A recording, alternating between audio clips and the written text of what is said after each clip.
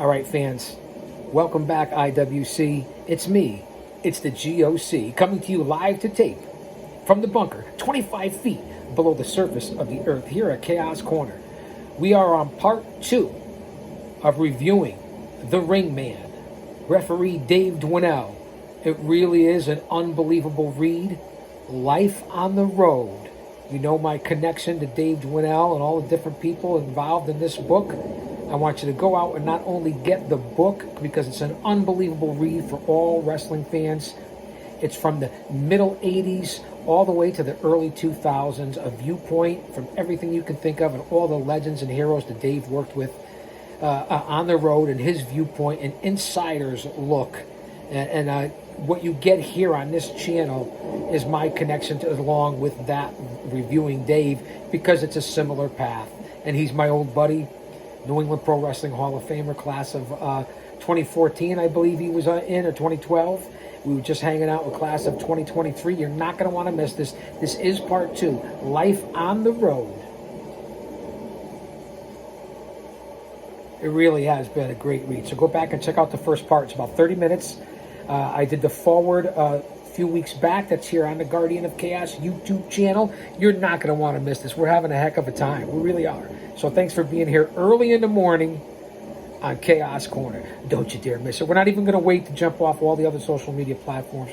We are going to hop right back into it. We left off with the unpredictable Johnny Rodz, the owner of Northeast Championship Wrestling, Tom Jeanette. That's right, Mr. Tom Jeanette.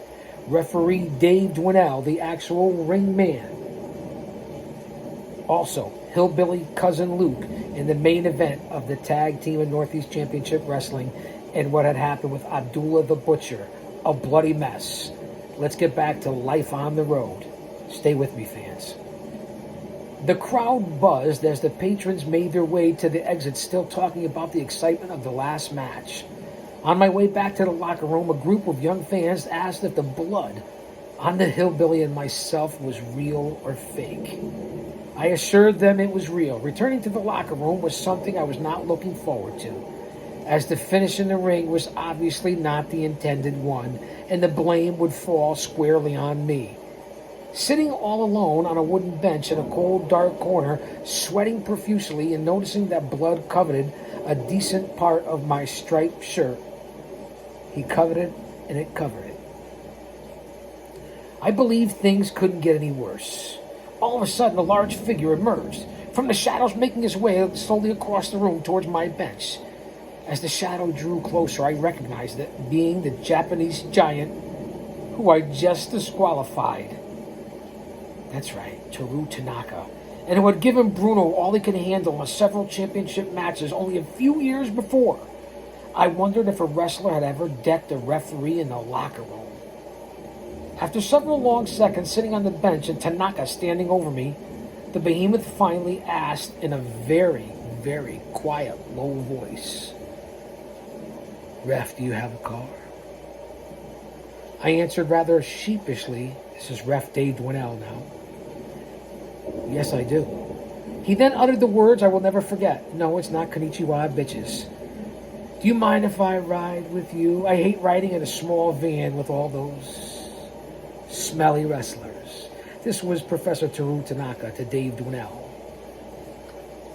Let that marinate for a second. Enjoy the sounds of nature here at Chaos Corner. Excuse me. I gotta moisten the golden smog. That's right. Raw dog, one man, unique, unedited, unscripted. This is what you get here.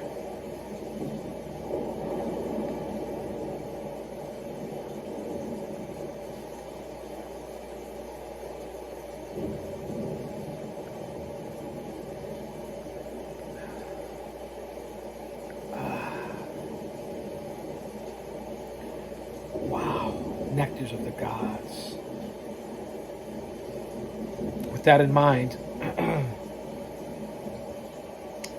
take a moment to bow our heads for our family and friends and our loved ones in this world, and those who have passed away recently as well. Bray Wyatt, Terry Funk, many others that have passed, friends and family along the way. Take a moment of silence, please.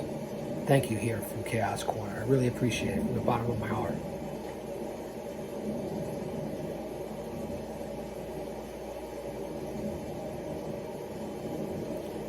All right, guys, let's get back to life on the road with the Ringman, Dave Dwinnel. My old buddy, who I just happened to hang out with this past summer, I believe it was in the second weekend of June 2023. What a time we had, class of 2023 induction ceremonies. Again, pardon my cough there. They say it's going around, but not to me. I'm prepared. So it was great to see Dave, and the book really here is something, Life on the Road. Go back and check out part 1, and again, previously when I did the forward here, it'll say Dave Dwinnel. I was also reviewing Brian Solomon's book. You guys know that I do the book reviews here on the channel. Don't you dare miss it with those, guys. Please. So Tanaka asks Dave Dwinnel, a newly, remember the year here is 83, 84, a newly smart to the business Dave Dwinnel. Hugely relieved, I indicated I would welcome the company. As my small Nissan Sentra left the parking lot with the two of us in the front seat, the car seemed to be tilting to the passenger side at just the same angle that the Ring had earlier tilted when Tanaka and Abdullah the Butcher were in the same corner together. For years thereafter, we would often ride together during our weekend shows, and I discovered many things that I never knew about him.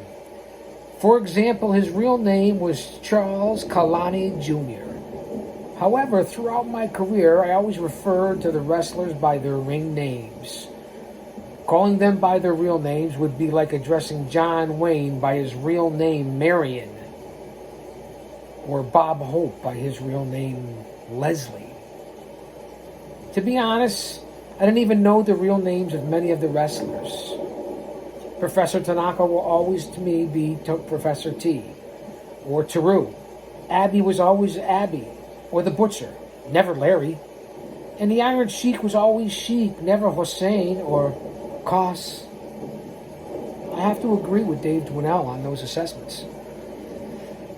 Again, knowing many of these guys and being on the same roads and same circuits and each other personally, I can agree with that 100% and on the accuracy of this book and the meaning of it and how real to life is. You talk about the movie The Wrestler with Mickey Rourke and so on and so forth, or certain documentaries, and this is, the 350 days and so on and so forth. This are what these documentaries are really all about, the people that lived it and traveled it and documented it. That's what I'm talking about. It wasn't just pro wrestling names that were deceiving. I found out through our many conversations that the Teru, despite taking on the persona of the evil Japanese warrior, had actually served in the U.S. Army shortly after World War II, and was not Japanese at all, but part Hawaiian and part Chinese. In reality, he was a very quiet man who spoke softly and never seemed to get upset with anybody or anything. At dinner, we would always sit in a secluded corner in the back of the restaurant, as far away from the public as possible. One evening, a man who obviously had too much to drink came over to our table with his girlfriend. How about that? And tried to impress her with his toughness. He asked a good professor if he were a professional wrestler. Not smart. This reminds me of just recently when I was hanging out and saw Ming at the New England Pro Wrestling Hall of Fame. Great guy. Why would you mess with somebody like that? Why? You wouldn't. On that note, speaking of messing and thunder and Meng, Haku, Teru, Tanaka, legit badasses, Alexa, higher the volume. Let that sink in. Excuse me. So he asked the professor if this happens all the time, believe it or not. And you see as the chains come off on the one side of this, and you know my relation there. How apropos, if you guys think about it. Teru looked up and smiled quietly and said, "No, I'm a professional ping pong player." The man insisted and said, "I'll bet you aren't that tough." To which Tanaka responded, "You're probably right." The interloper then persisted, "I'll bet I could kick your ass in the parking lot."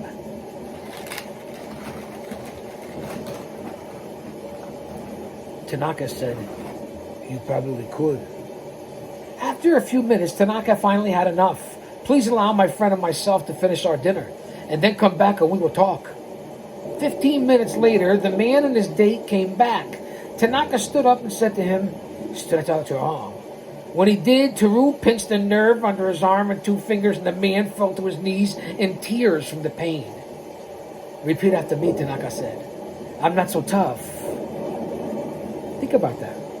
I want you guys to think about Tanaka, just like Ming, just like other guys that we know in the legends and stories, which are true. Do your research, duck, go it. Go out and look at it. It's all out there. Again, excuse me. I'm 3 podcasts in this morning, so I definitely have to lubricate. Took a couple weeks off, probably 2 weeks off.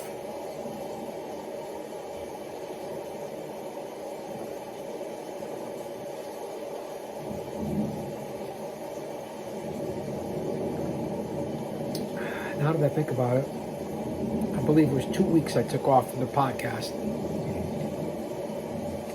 So I appreciate you guys being here and putting up with all the sounds and noises and cameras, but this is a good stress reliever for both of us.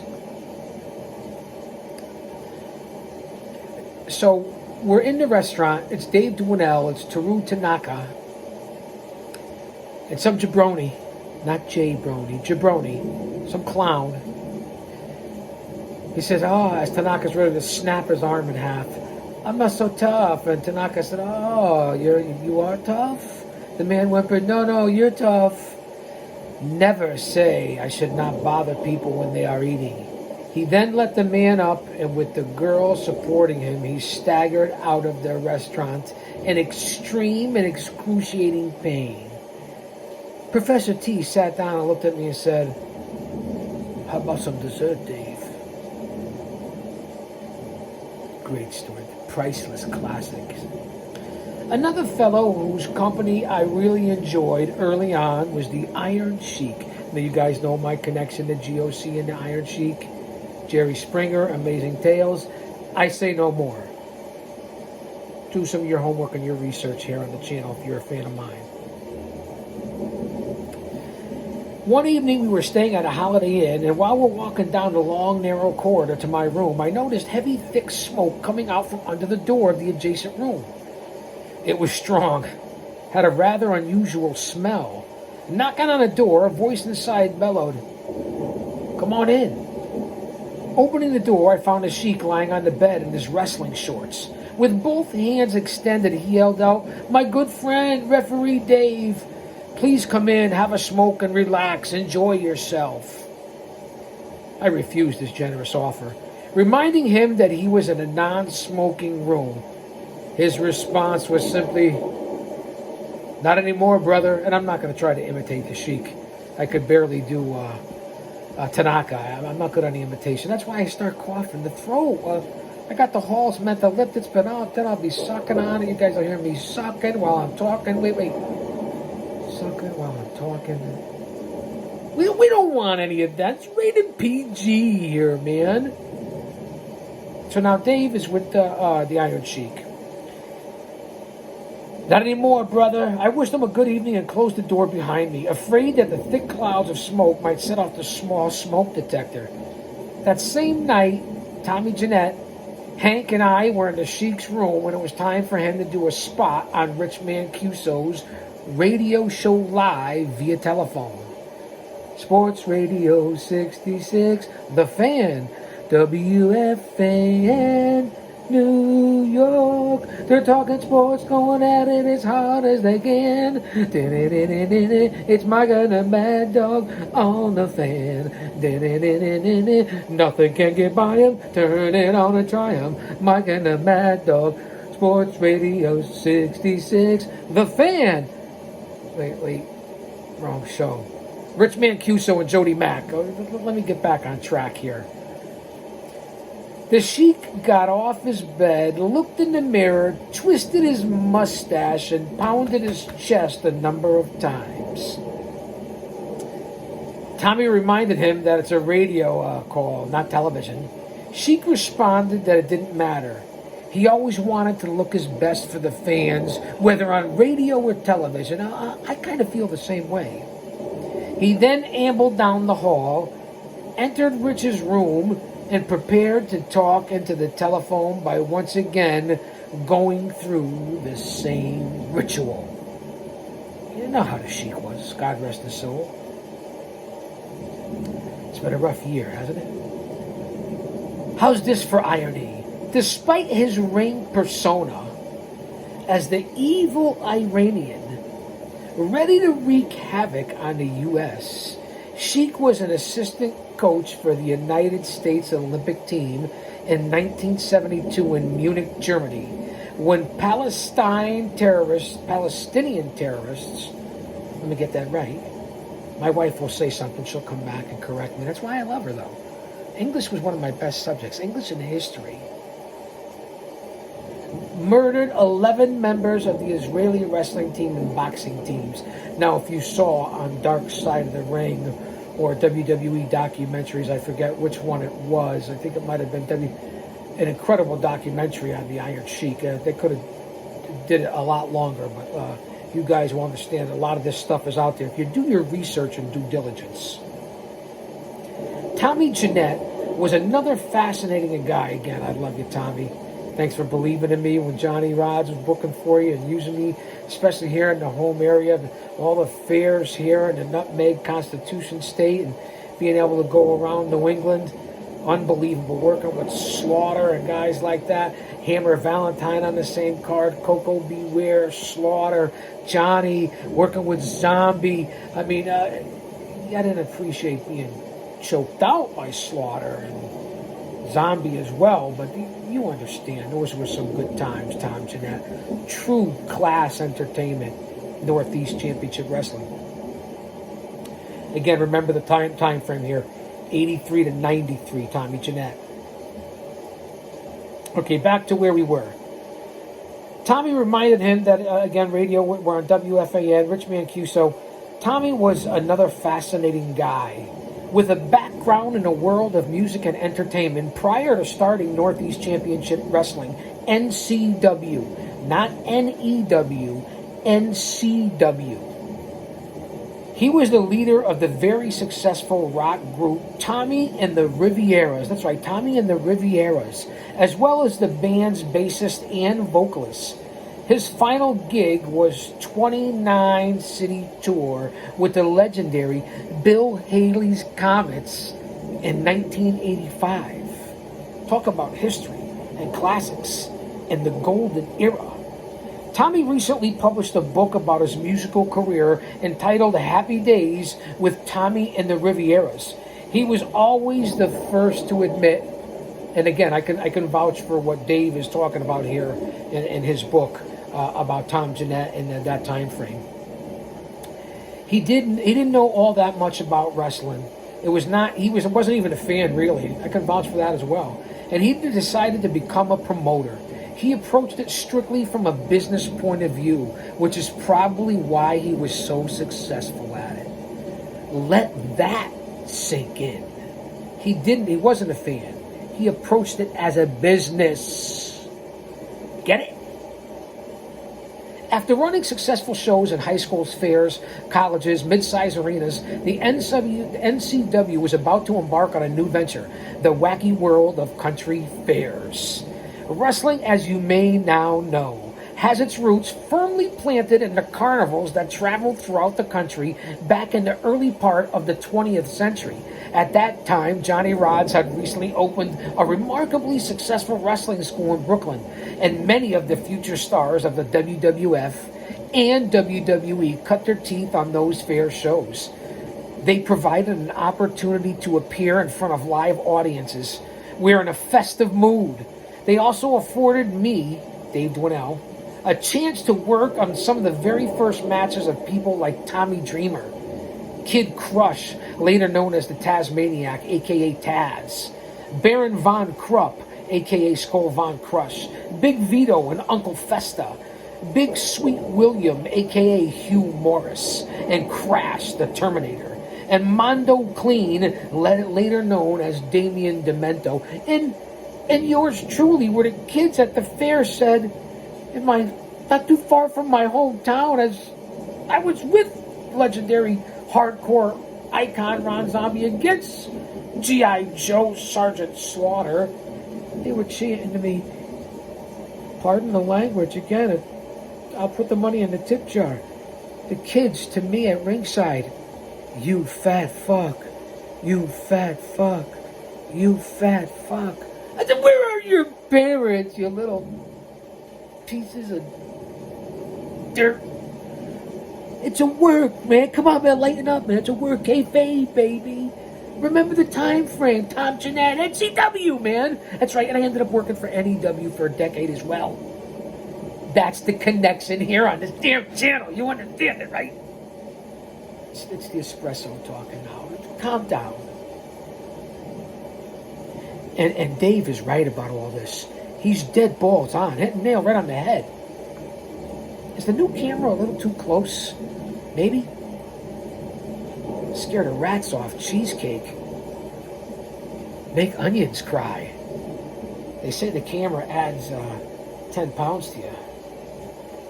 Looks like it might add 20 on me. Anybody? Anyone? Bueller? Bueller? Anyone? McFly? Fly. All right.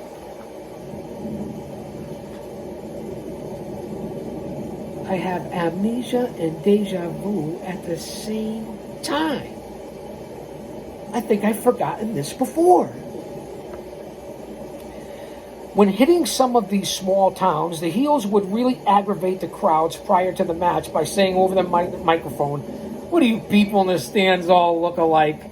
I thought I told you women last year that you should really shave your legs so I could tell you apart from the men." Or as the G.O.C. Big Daddy would say, where the men are men, and obviously so are half the women. What do you get with a room full of people from this town? A set full of teeth, or as the G.O.C. would say, some are teeth. Some are over there. Some are in your pocket. Some are out in the glove compartment. Hey, you guys get it, right? I don't want to say that the people in this town are stupid, but I went to the local gas station and the sign said, clean restroom. I saw a man go into the restroom and started cleaning it. It's so corny you could butter it, right? You guys understand that, right? One of those fair shows took place in an extremely conservative New Hampshire town, run for years by two local sisters. One of the gals called everyone into the office prior to the start of the show and sternly warned us, "This is a family show. I repeat, a family show. There will be no cursing, no blood, no leaving the ring to go into the crowd, and no table or chair shots. Does everyone understand a family show with lots of kids in the audience?" Just then, her sister came into the room, wearing a beanie-type hat with large male genitalia. Genitalia? Can I have 2 side orders of genitalia? Put the marinara in the cup to go? Genitalia?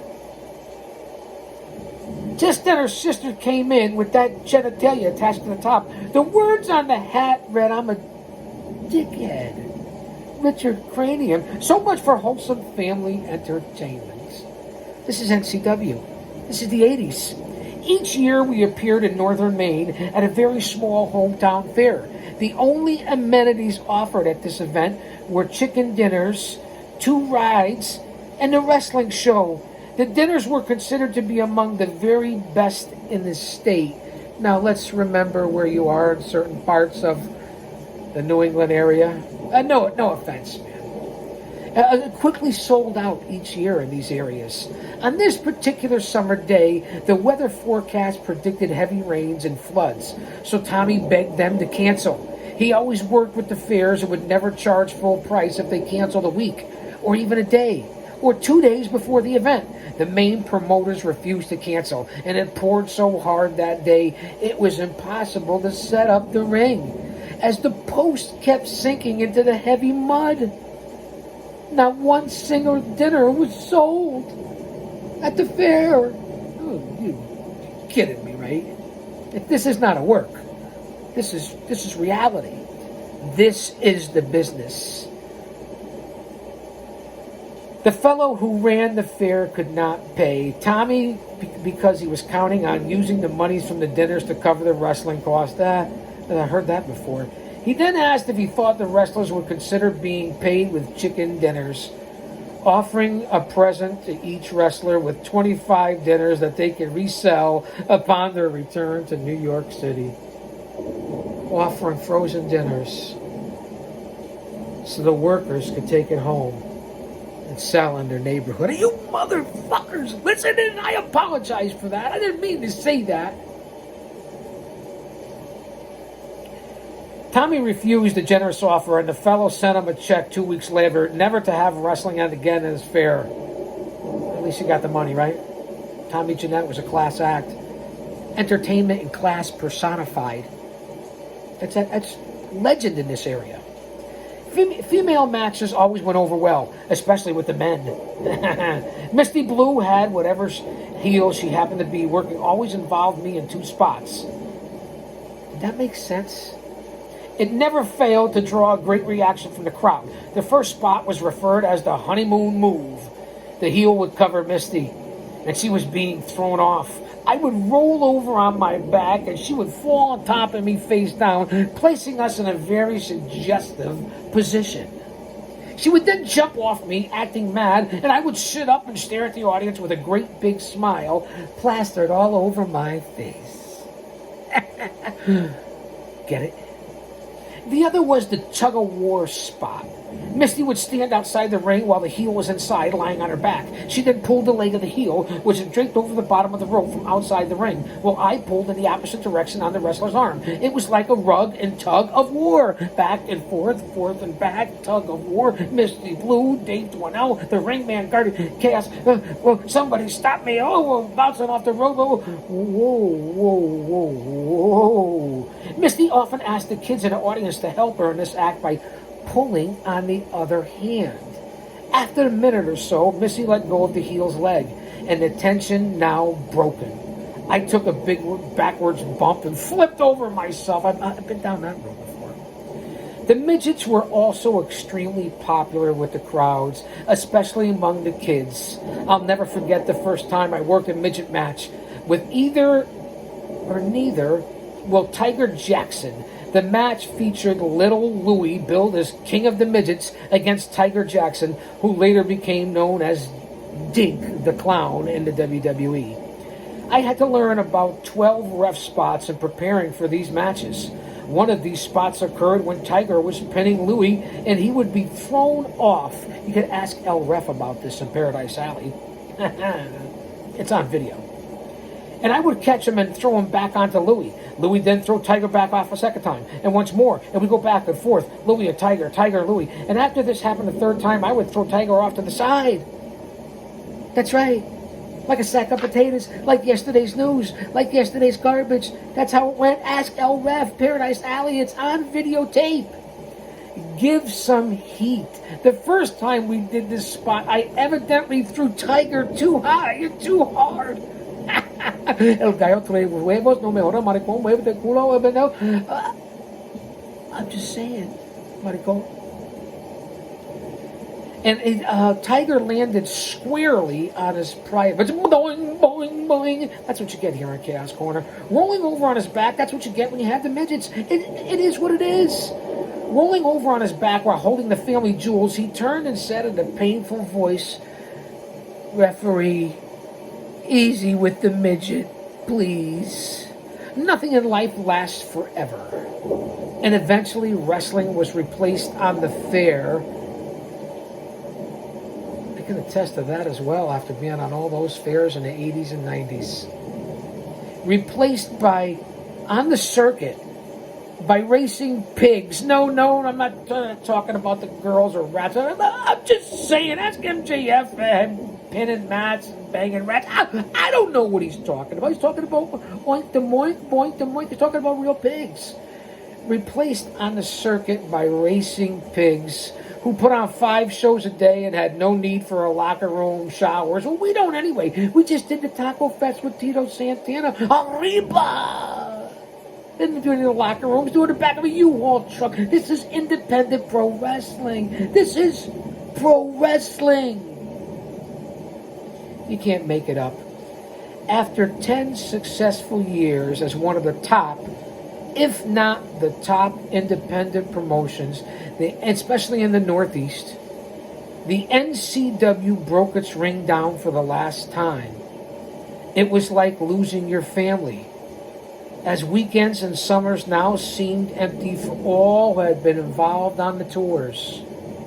It was like the feeling you had when you were a kid and the circus or the carnival or wrestling or the Globetrotters or the legendary concerts, especially the circus and carnival, had just left town. I'll always be grateful to Tommy Jeanette, Hank, and Johnny for welcoming me into their wrestling family and for giving me the opportunity to spend life on the road with so many wonderful and talented wrestlers. That's to quote the Ringman, Dave Dwinnel. And on behalf of Chaos Corner, the Guardian of Chaos, I'd like to say the same thing and jump on that journey with Dave Dwinnel and the NCW and Tom Jeanette.